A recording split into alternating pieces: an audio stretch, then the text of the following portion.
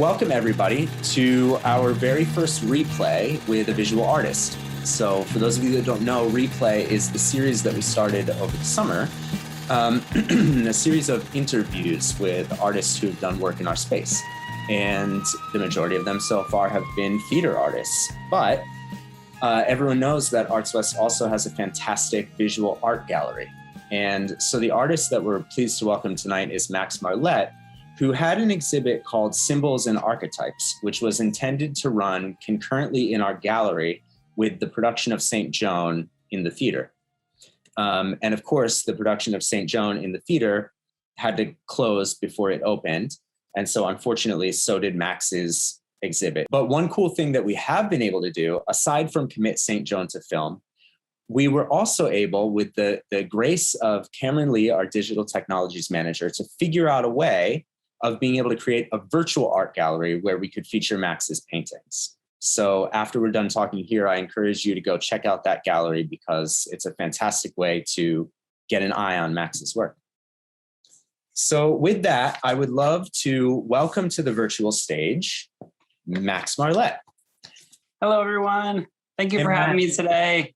Yes, thank you for being here. This is so exciting. One of the things we like to do at Arts West is to demystify processes, like demystify the process of making theater. So one of the ways that we do that is by giving folks a kind of backstage view at how we make what we make.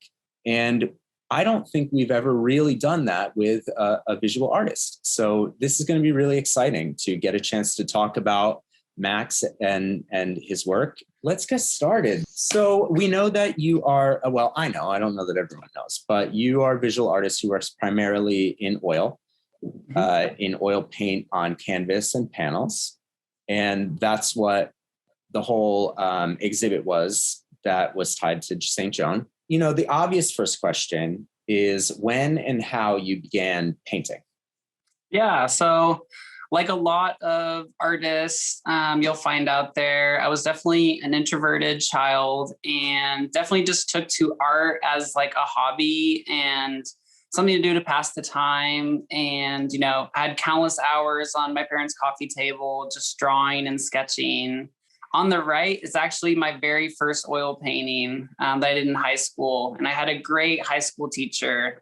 Both of these images here were done in that period. And his name was Doug Rostron. And he had a really cool way of capturing, realism. So like this sketch on the left here, one of my favorite pictures I did in high school, I did like a still life picture of my hand. And then he had us create like the other half of the image in an abstract manner. So that like tree and hinge and the little banner that says Imagine coming out was totally something that just came out of my imagination. And I remember at this time being like very connected with, the work of like Salvador Dali and psychedelic arts. That teacher I had in high school really fostered a lot of creativity while giving me a lot of technical skill. Drawing other students, like portraits and self-portraits, and just working in a variety of media as well. I was lucky enough to have parents that really encouraged me to pursue art, and I attended a lot of summer camps and classes. I did have experience in, watercolors and pottery, which is like also something I'm really interested in right now. And also like wood carving and like stamp making and etching too. So I definitely am a two-dimensional artist, but I definitely would love to see myself in the future experiment more with pottery and also, sculpture out of wood and other materials as well. Do you think that your experimentation with those other media at all influenced your style of painting? I think that all artwork you do informs your work. Jumping out of your comfort zone and working in different media can really inform or refresh or revive like your current process. So it's a great way to overcome. Like for me, for instance, I like to do a lot of collage, and that will kind of help me break through that wall if I feel like I'm kind of at a stuck point with my current body of work. That's so interesting. And then you mentioned sort of arriving at an interest in combining realism and fantasy. How early on did that happen? Did you stay in realism for a while and then it kind of cracked open more? Or did you know pretty early on that you wanted to move beyond realism?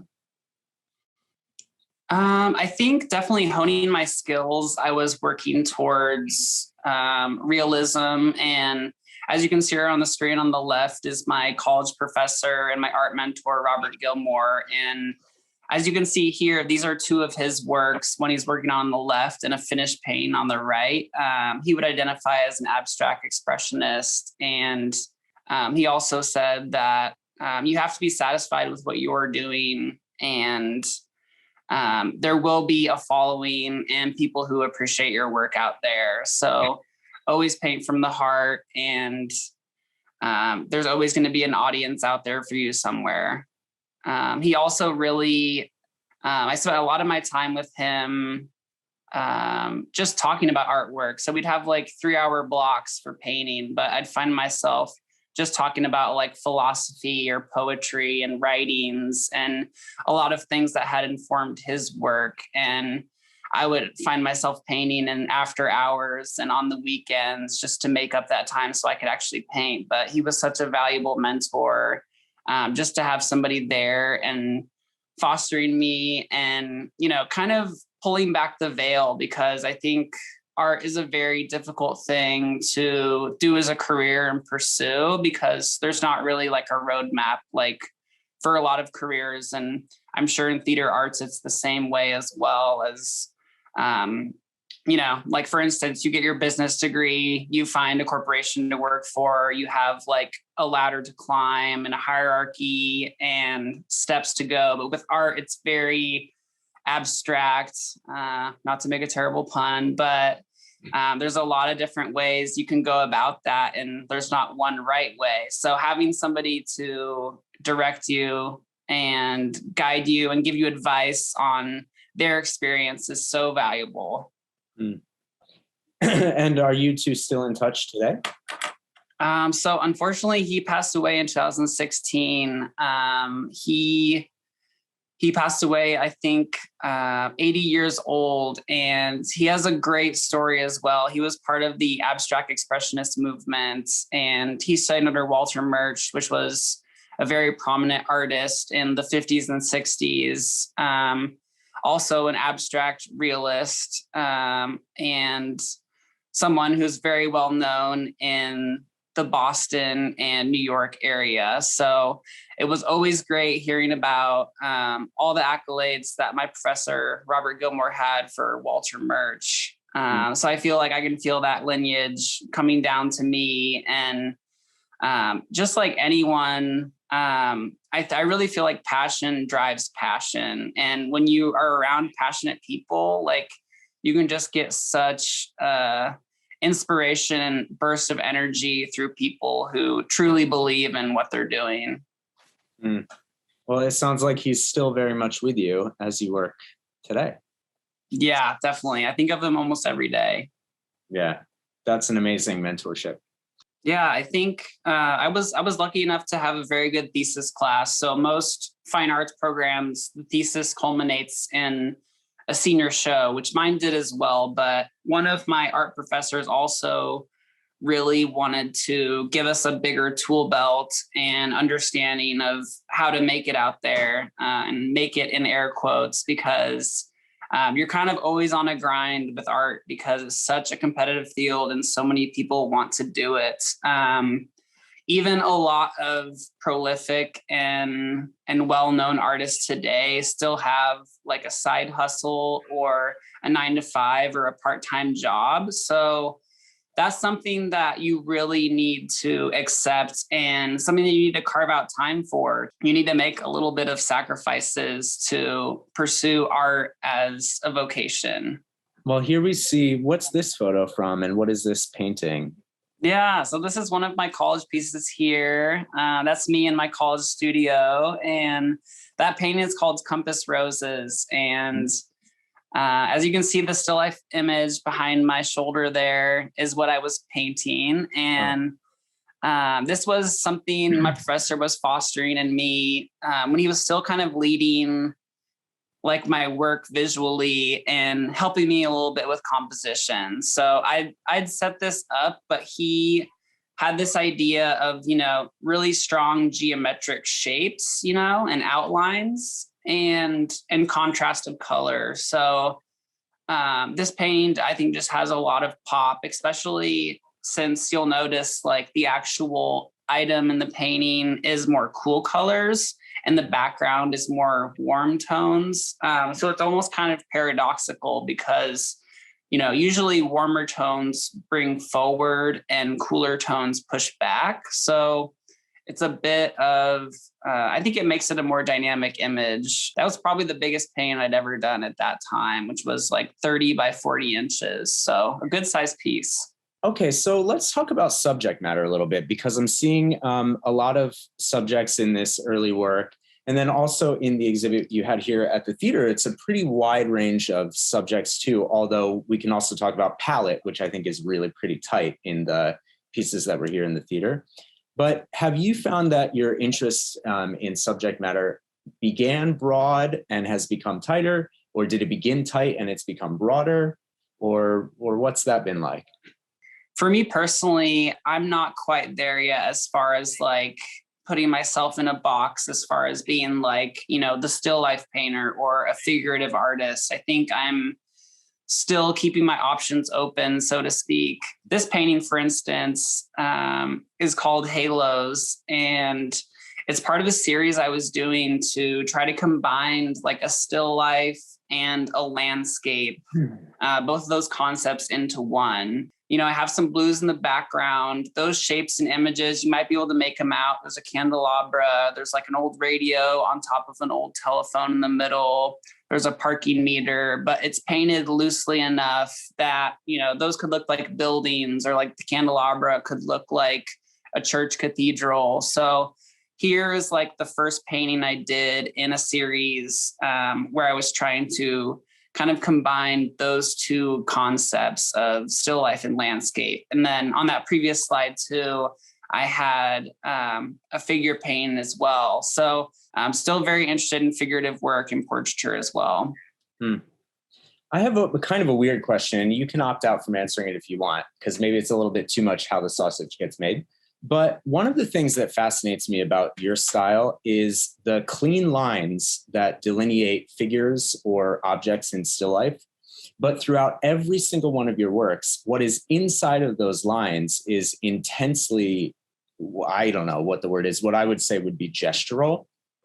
Yeah, I think that's definitely something I'm like subconsciously aware of. And another thing that comes back to my mentor a little bit too, he has a great phrase and a great nugget that I always remember that, you should always paint with your hand painting 2 seconds ahead of your brain. So if you think about that, like it's a little more whimsical that way. Like you still know what you're doing, but subconsciously, like the motion is a little bit ahead of what you're planning. So keeping things a little fun, whimsical, abstract, while also maintaining like a game plan as well. And art is very reactionary. So every stroke is just a reaction to the previous stroke as well. That's amazing. That is one of the tenets of good acting, actually, in the theater. And I've never heard it articulated that way, but it is highly, it's highly reactionary in the theater. So I could that's a piece of advice that I could give an actor, I feel like, which is, what was it? Paint 1 second keep your hands 1 second or 2 seconds ahead of your brain. Yeah. I mean, one of the things we say in the theater all the time is like, get out of your head, get into your body, get into the scene, get into connection with your scene partner. But by, for God's sake, stay out of your head. So that's an interesting idea, which is like act 2 seconds ahead of your brain. Yeah, that's really cool.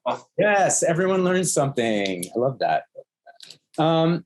Okay, so do you have any thing to say about your palette? Because I really like the palette of the stuff that was at Arts West. Part of the reason is because it's like a lot of blues and grays and greens, and that constitutes my entire wardrobe. Like I really, I don't like to wear anything outside of those colors. But do you have anything to say about your palette and why you gravitate towards it?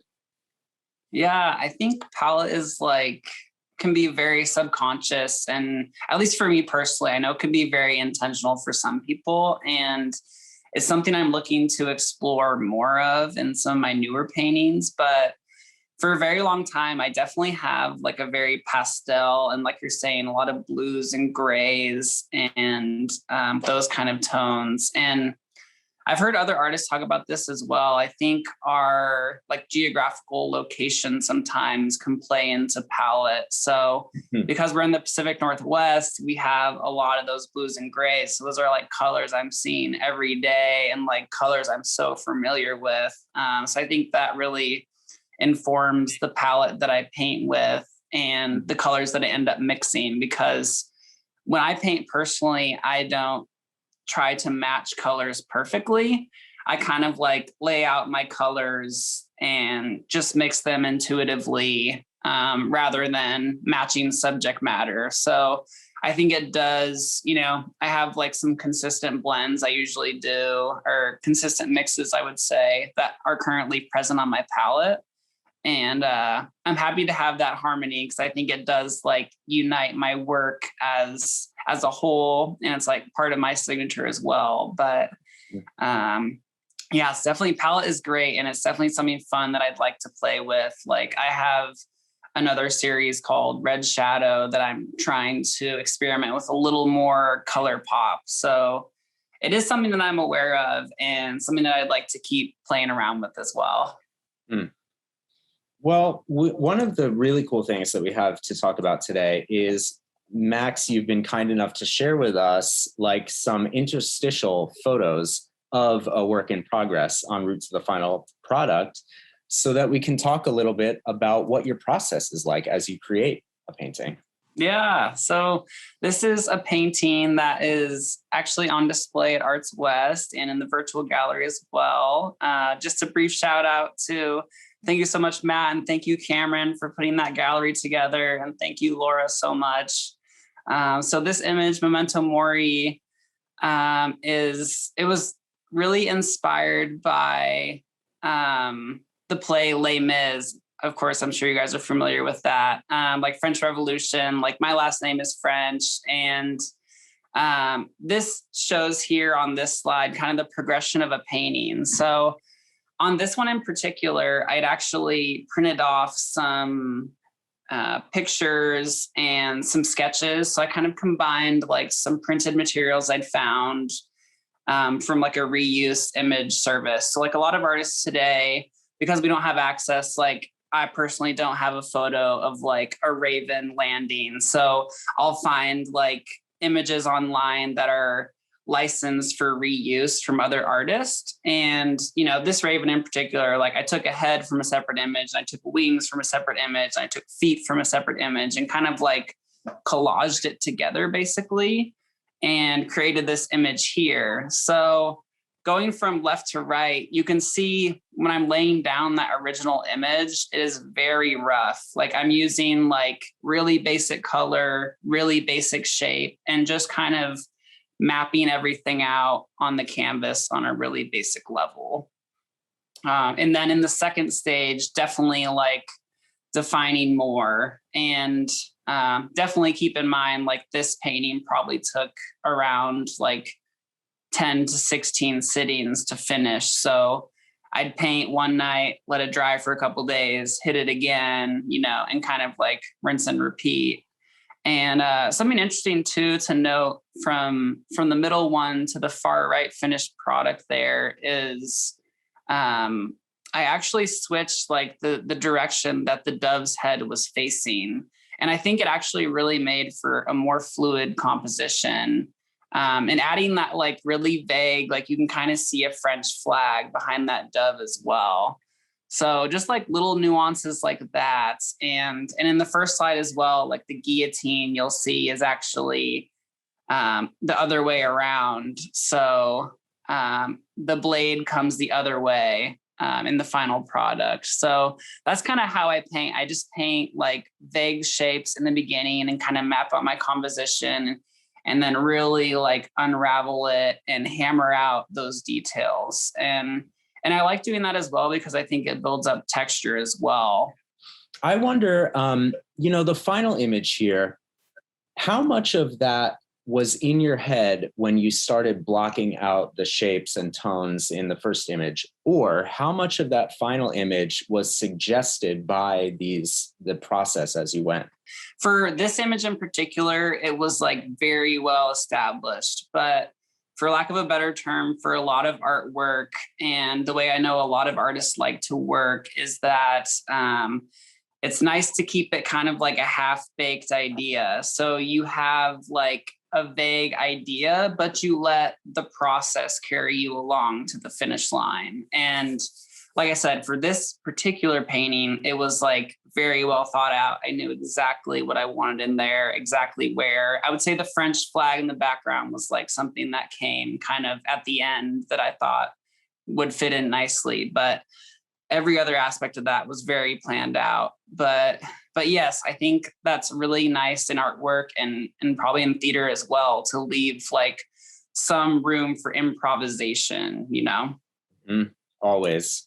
Yeah. I mean, so much of theater, it's a funny question that sometimes we get from folks, which is like, what do you do in rehearsal for 3 or 4 weeks? People who haven't practiced theater. And sometimes I think it can be like the impression that folks have is you have a script. So isn't it just a matter of the actors memorizing their lines and someone helping them to stage where they are in space? And then can't you do the show? What do you need 3 and 4 weeks of rehearsal for? And what we need it for is exactly this process. And so much of the final product, at least in theater, could never really have been envisioned by the director or by any of the actors in advance, actually. So much of it arises from, the process itself, those 3 weeks of getting out the material. And like you said, it sounds like your 16 sittings are kind of like rehearsals in the theater. We come at it one night, we make steps forward towards something, then we leave it. Then we come back the next night, make some more steps forward, and then pretty soon we have something that we couldn't have fully anticipated at the end. Yeah, totally. I think like the improvisational like can lead you to a discovery greater than you would have pictured in the beginning, Yeah, totally. Well, that's incredible. So one of the things that we know about your St. Joan exhibit is that you have and the title of your exhibit is Symbols and Archetypes. And I've heard you talk some about story, like the role of story. And then certainly like we saw that painting that was inspired by the story of Les Miserables. As you were curating the exhibit for St. Joan, what was in your mind as you were choosing those paintings? Well, I definitely chose a collection of works from probably about 4 different series that I had. And it's like the hero's journey. So I started off actually with this image on the left here, which I actually named Saint Sebastian, which is a painting title and a biblical story. But I also thought it would play nicely as to be kind of like a main character and a starting point for this like tragedy that is St. Joan. So, and then I had like kind of like a crusade, and rising action, I had like a seascape, so like kind of like crossing to another place, and then I had like a new setting, like a landscape, and then another figurative piece like introducing new characters, and then like kind of a climactic part, which was like a big painting. And then a lot of those, I have a lot of like macabre and like a lot of dark works, kind of like that Memento Mori one on the previous slide. And that was kind of, and like I do like some skulls as well, from still life. And then I had falling action, and then a conclusion with another like seascape and like the hero returning back home at the end of the journey. So I definitely was trying to be very thoughtful with the exhibit, and it was open, I think, for maybe a day or two before it had to close down. But Yes, it's still on display there. You guys still have it. I'm so thankful that you're still showing it, at least to people who are allowed in the theater and for staff and everything. But no, it was definitely an honor to be able to show with you guys, and so happy that I got paired with this play. I think, we all agreed, and definitely me and Laura agreed, it was a really nice pairing for this play specifically. Yeah. Well, thank you for sharing these paintings with us. Okay, well, now we're at now. So we're in quarantine. We're in a global pandemic. How has that sort of affected your life and your work? Yeah, I think it's affected it a lot. And for artists, I think we can be in our heads a lot because it's very much like a one-player sport, right? I mean, you're in your studio, you're by yourself, you don't want distractions. You may have some music or like a movie in the background, like for me, for instance. But you can definitely get in your own head, which is hard. So continuing to drive and to strive to create beautiful artwork and keeping that excitement up and really just to keep painting has been a challenge, but it's still fulfilling and rewarding. And I've also taken on other hobbies as well. Like, I'm sure a lot of us right now are finding excuses to get outdoors. And one big thing I was talking to Matt about earlier and Cameron about earlier was fly fishing. And like, that has been a huge like salvation and like excellent thing for me to do. Like, I'm in Central Oregon right now. I just had like a great day of fishing, and it just like revives my soul, just like painting does. So I think like, just like everyone, like I've found new hobbies and new things to excite me and keep me going as well. That's great. Once we get out of this pandemic and we're all back in the flow of things, where do you see your work headed in the future? I think of course, like we talked about earlier, being specialized in a specific subject matter is very important, but I think I have a lot of painting to do to work that out. And I'm not necessarily wanting to restrict myself to, say landscapes or still lifes or portraiture. So definitely a journey I'm still on, but, like my recent passions of just getting outdoors and fishing, and like all the photos I've taken of like fish I've caught or rivers I've been on and mountains I've hiked on, is definitely informing my current work as well. That's so cool. This is one of my favorite paintings, actually, of all of these images that I've seen. The one on the left here of this little house. Yeah. What's so interesting to me about it is I feel like there's movement in it when I look at it. It reminds me of one of those tracking shots in a movie where the camera moves through, the brush or something like that en route to a close-up on the house. And something about the way these branches in the foreground makes me believe that this is like a still in a tracking shot. Yeah, that was a fun image, picture I took in Aruba, actually. And it was like in the national park over there. And I named it Aruban Ghost Town because like this building was like completely abandoned. So I was just like wondering what they had it for or what its use was. But it was definitely really beautiful. And I just like really appreciate the architecture. Yeah, it's gorgeous work, Max. And thank you so much for sharing your art with us in the gallery, especially. And thank you so much for your thoughtfulness and pairing that art with St. Joan. And then thank you so much for your continued generosity in spending some time with us tonight and sharing your process. Yeah, thank you, everyone. Thanks for taking the time, and hope you all have a good night, and thanks for attending. Great. Thank you to all of you at home for joining us too tonight, and stay tuned to find out when the next edition of Replay will be. Have a great night. We'll see you soon.